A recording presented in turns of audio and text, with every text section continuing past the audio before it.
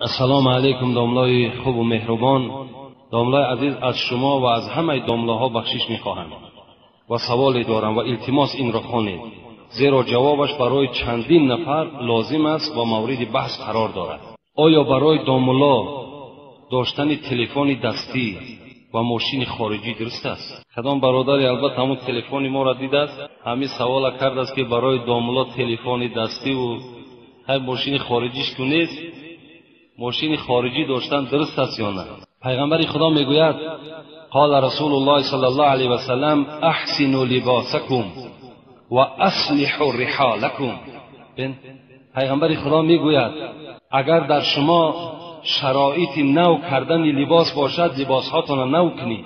اگر در شما شرایط نو کردن چیزهای سواره باشد، چیزهای سوارتون را رنگ و برنگ کنید. این حدیث پیغمبر خداست. از این خاطر معنای او را ندارد که وقتی که آدم ملا شد باید که از تمام این تلفن و ماشین و لباس زیبا محروم باشد. نه، بلکه این عام، این خاص برای همه ما و شماست که کدام ما و شما اگر ذره شرایط لباسی نو کردن داریم یا مثال خریدن یگان سواره داشته باشیم، باید که سواره نو هم خریم، لباسی نو هم بپوشیم.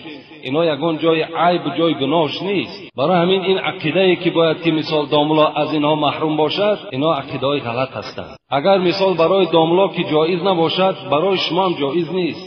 داملا مثال خاصه یگان جنسش از یگان آتش و از یگان مثال بگیم از یگان ماده دیگر نیست، اینم انسان هستند. برای همین آن چیزایی که در دورهای پیغمبر بودن اونها را در این زمانه ما و شما استفاده کردن ندارد، شرایطش نیست، معنی ندارد. در دورهای پیغمبر خدا میگوید یعنی چنان شخصانی بودن که همین پوستک هایی که ما و شما در زیر پا میپرتویم همین ها لباسشان بود. یعنی کدام شما همون پوشیده میتوانید؟ نمیتوانید. در دورهای حتی پیغمبر خدا اسب داشتن، همون روز بهترین چیزی سواره اسب بود. پیغمبر خدا اسب داشتن، اسب سوار میشیدن. اگر ما فکر میکنیم که همین ماشین های بهترینی که الحال هست همینا در زمانهای پیغمبر میشد، هر آینه پیغمبر در همینا سوار میشد، این گناهی نیست. پیغمبر خدا وقتی که اگر در یک ماشین بهترین بنشیند این جای گناهش نیست. یا ما و شما بهترین لباس بپوشیم. فقط بهترین لباس پوشیدن و تلفن داشتن و ماشین داشتن سبب تکبری و مغروری ما و شما نشود. من ماشین دارم، من تلفن دارم گفته و بعد سر بلند کنیم و